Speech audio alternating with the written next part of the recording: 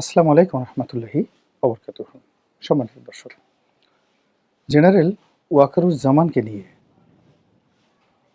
এক শ্রেণীর মানুষ যে নির্মম এবং নিষ্ঠুর ভাষায় সমালোচনা করছেন, প্রথমত পদ এবং পদবিগত কারণে আমি এর সঙ্গে দ্বিমত পোষণ করছি। একটি রাষ্ট্রের যে গুরুত্বপূর্ণ কতগুলো প্রতিষ্ঠান রয়েছে তার মধ্যে সেনাবাহিনী এবং বিচার বিভাগ খুবই স্পর্শকাতর একটি বিষয়, এবং এ দুটো বিষয় নিয়ে এবং এ দুটো প্রতিষ্ঠান নিয়ে অতীতে স্বয়ং সম্রাট, রাজা কিংবা মহারাজা যারাই বাড়াবাড়ি করার চেষ্টা করেছেন তাদের সবাইকেই এই দুটো প্রতিষ্ঠানের হাতে মরতে হয়েছে। একেবারে গিলোটিনে মরতে হয়েছে, তলোয়ারের নিচে মরতে হয়েছে।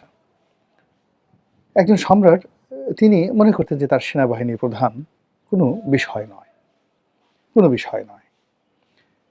তো এই বিভিন্ন সময়টিতে পরবর্তীকালে যখন সেই সম্রাটদের ব্যবস্থা রেখে গণতান্ত্রিক বিধি ব্যবস্থা হলো, এখানে হিটলারের মতো ডিক্টেটর চলে এলো, জুলফিকার আলী ভুট্টোর মতো ক্ষমতাধর প্রধানমন্ত্রী চলে এলো, বঙ্গবন্ধু শেখ মুজিবুর রহমানের মতো শক্তিশালী প্রধানমন্ত্রী চলে এলো, শেখ হাসিনার মতো শক্তিশালী প্রধানমন্ত্রী চলে এলো, যারা এই প্রতিষ্ঠানগুলোকে নিজেদের চাকর বাকরের মতো মনে করতেন।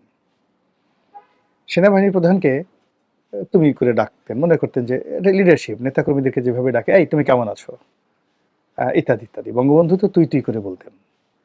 মানে অতিরিক্ত আদর দেখাতে গিয়ে তিনি যে রাষ্ট্রীয় প্রোটোকলটা ভঙ্গ করেছিলেন, তার ফলে সেনাবাহিনীর মধ্যে যে অসন্তোষ তৈরি হয়েছিল, এবং পুরো সেনাবাহিনীকে নিয়ে তিনি হয়তো অনেক ভালো চিন্তা ভাবনা করতেন, পুলিশকে নিয়ে তার অনেক ভালো চিন্তা ভাবনা ছিল, তিনি সবাইকে জনগণ ভাবতেন। কিন্তু রাষ্ট্র এবং জনগণ আলাদা একটা বিষয়, রাষ্ট্র এবং আমলাতন্ত্র আর একটা বিষয়। এই জিনিসগুলো যারা রাষ্ট্রনায়ক, আব্রাহাম লিঙ্কনের মতো যারা রাষ্ট্রনায়ক, রোনাল্ড রিগানের মতো যারা রাষ্ট্রনায়ক, তারা যত সুন্দরভাবে হ্যান্ডেল করতে পেরেছিলেন, কিন্তু যারা এই প্রতিষ্ঠানগুলোকে একত্র করে ফেলেছিলেন এবং নিজেদের লিডারশিপ কোয়ালিটির মাধ্যমে তারা সবাইকে কর্মী হিসেবে সম্বোধন করেছিলেন, তারা কিন্তু আলটিমেটলি সবাই এই দুটো প্রতিষ্ঠান দ্বারা, অর্থাৎ বিচার বিভাগ দ্বারা এবং সেনাবাহিনী দ্বারা ক্ষতিগ্রস্ত হয়েছিলেন। উদাহরণ হিসেবে আমি যাকে বলা হয় জুলফিকার আলী ভুট্টোর কথাই বলি। তিনি দেখে শুনে সবচেয়ে অপদার্থ একজন জেনারেলকে সেনাপ্রধান বানালেন জেনারেল জিয়াউল হক। তার চেহারাটা বেশি একটা ভালো ছিল না, তিনি আদর করে বলতেন কামন মাই মানকি জেনারেল। তাকে তিনি বানর জেনারেল হিসেবে আখ্যায়িত করতেন। এই কথা শুনে সেনাপ্রধান জেনারেল জিয়াউল হক হাসতেন, কখনো কখনো মাথা নিচু করতেন, আবার কখনো কখনো সালাম করে অতিরিক্ত কৃতজ্ঞতা প্রকাশ করতেন।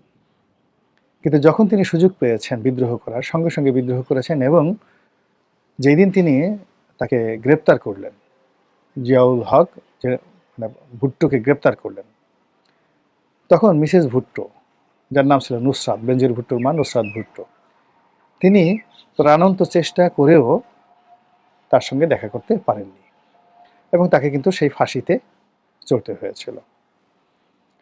একইভাবে জেনারেল ওয়াকার, তাকে শেখ হাসিনা ডেকে নিয়েছিলেন আত্মীয় হিসেবে, তাকে তুমি তুমি করে হয়তো ডাকতেন এবং পরিবারের একজন সদস্য মনে করতেন। ফলে কি হলো, জেনারেল ওয়াকারের হাতে তার যে পতন হবে, এটি আমার মধ্যে ক্ষুদ্র মানুষ যেদিন তিনি নিয়োগ লাভ করেছিলেন সেই দিনই আমি বলেছিলাম কে এই ওয়াকার, দেখে নেবেন উনি নিয়োগ লাভ করার পর একটা ভিডিওতে, যে শেখ হাসিনা যার প্রতি বেশি বিশ্বাস করেছেন, প্রকৃতি তাকে নিয়ে খেলছে এবং তার হাতে তার পতন হবে, এবং ঠিক সেম ঘটনাটি ঘটেছে। যাই হোক, জেনারেল ওয়াকার, তার পক্ষে আমি কিছুই বলবো না এই মুহূর্তে, যেহেতু তার ক্ষমতা তার হাতে। তার পক্ষে কথা বলা মানে অনেকে মনে করবেন যে আমি হয়তো কোনো ধান্দা করছি, আমি কোনো ফন্দি করছি, আমি কোনো ফিকির করছি, ইত্যাদি সব কিছু। তো এখন যেটি হচ্ছে, আবার তাকে নিয়ে তুচ্ছ-তাচ্ছিল্য করে যে সকল কথাবার্তা বলা হচ্ছে, এগুলো কিন্তু আমি সহ্য করতে পারছি না। এর কারণ হলো, তার বিরুদ্ধে যে কথাগুলো বলা হচ্ছে এইগুলো মূলত রাষ্ট্রকে আঘাত করছে। সার্জিস, হাসনাত আমাদের তরুণ প্রজন্মের সন্তান। নিঃসন্দেহে তাদের পেছনে অনেক বড় বড় রাজনৈতিক মাথা আছে, দেশি এবং বিদেশি।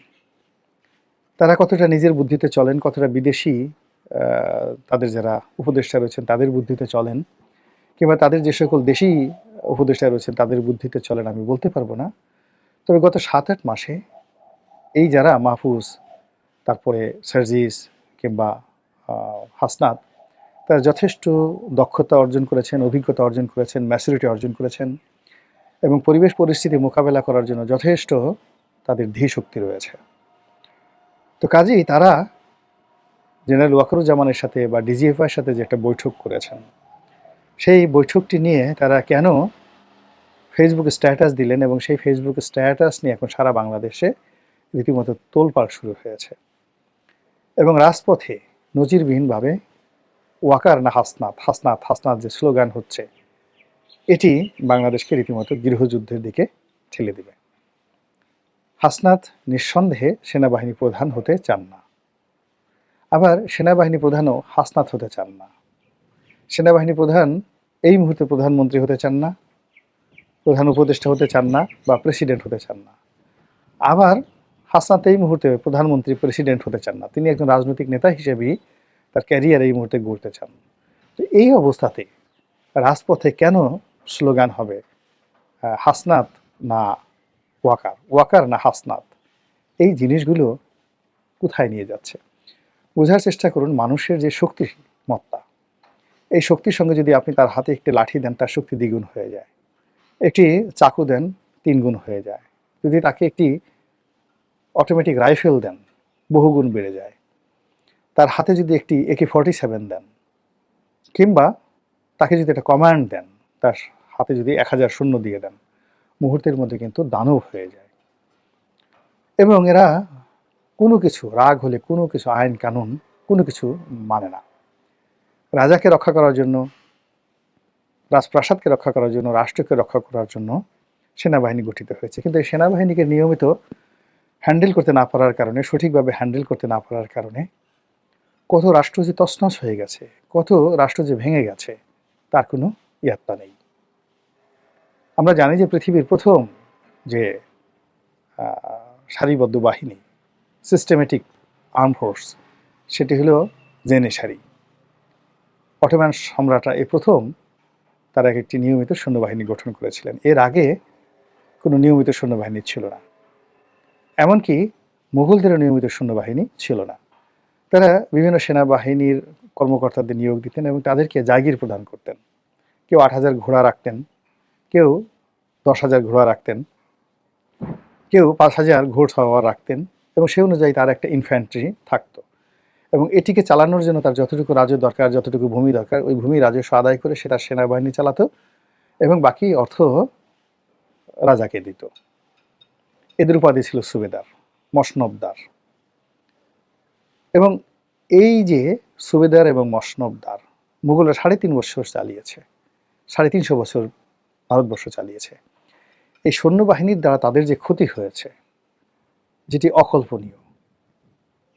কাজেই এই যে বাংলাদেশ সেনাবাহিনী, এটারও ইতিহাস দেখেন।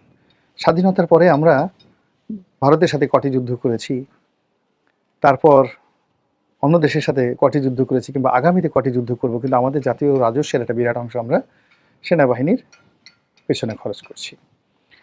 এবং সেই যে খরচ, সেই খরচ করে সেনাবাহিনীর দেশ রক্ষা করবে, জনগণের প্রয়োজনে তারা কাজ করবে। কিন্তু এই বাহিনীটিকে আমরা বিভিন্ন সময় মিসহ্যান্ডেল করার কারণে, তাদের সাথে ব্যবহার ঠিক মতো না করার কারণে, তাদেরকে দলীয় ক্যাডার হিসেবে ব্যবহার করার যে অপচেষ্টা, তার ফলে আমাদের অনেক দুজন প্রেসিডেন্টকে মরতে হয়েছে।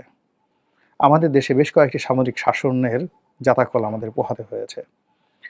এবং এই সেনাবাহিনী যখন একবার মাঠে নেমেছে, যে সময়টাতে অতীতে নেমেছে, তারা একটা নির্দিষ্ট সময়ে নির্দিষ্ট কর্ম না করে কখনো ব্যারাকে ফিরেনি। সেটি এরশাদ জামানায় হোক, সেটি বঙ্গবন্ধুর জামানায় হোক, যে জামানায় হোক, তারা একটি কাজ করে ফিরেছে। এখন সেনাবাহিনী পূর্ণ ম্যাজিস্ট্রেসি পাওয়ার নিয়ে মাঠে আছে এবং বর্তমান যে সরকার সেটিকে সেনা সমর্থিত সরকার হিসাবে সবাই বলুক আর না বলুক সবাই সেভাবে কিন্তু আখ্যায়িত করছে। কিন্তু এই জিনিসটি আ আমরা বুঝতে পারছি না যে কারা পিছন থেকে কলকাঠি নেড়ে বর্তমানে যারা ক্ষমতায় আছেন তারা, যারা রাজনীতিতে কিংস পার্টি হিসেবে পরিচিত তারা, এমনকি বিএনপির সঙ্গে সেনাবাহিনীর একটা সরাসরি কনফ্রন্টেশন তৈরি করে দিচ্ছে এবং যে সেনাবাহিনীর অফিসাররা আওয়ামী লীগের বিরুদ্ধে কাজ করেছেন তাদেরকে ঠেলে ট্যাগ দিয়ে আবার সেই আওয়ামী লীগের দিকে পাঠিয়ে দেওয়া হচ্ছে। এটি ইতিহাসের একটি ভয়াবহ খেলা, জঘন্যতম খেলা। এই খেলা অচিরে বন্ধ হওয়া দরকার এবং ডক্টর মোহাম্মদ ইউনূস যত তাড়াতাড়ি সম্ভব, দ্রুত সম্ভব জেনারেল ওয়াকারুজ্জামানের সাথে যে সমস্যা হচ্ছে, ক্যান্টনমেন্টকে নিয়ে যে সকল কথাবার্তা হচ্ছে, এইগুলো দ্রুত তিনি সমাধান করতে না পারলে তাকে এবং তার সহযোগীদেরকে এবং আমাদেরকে সবাইকে দীর্ঘমেয়াদে যে দুর্ভোগ দুর্দশা পোহাতে হবে এটি আমরা কল্পনাও করতে পারছি না। মহান আল্লাহ আমাদের সবাইকে হেদায়েত দান করুন এবং হেফাজত করুন। আসসালামু আলাইকুম ওয়া রাহমাতুল্লাহি ওয়া বারাকাতুহু।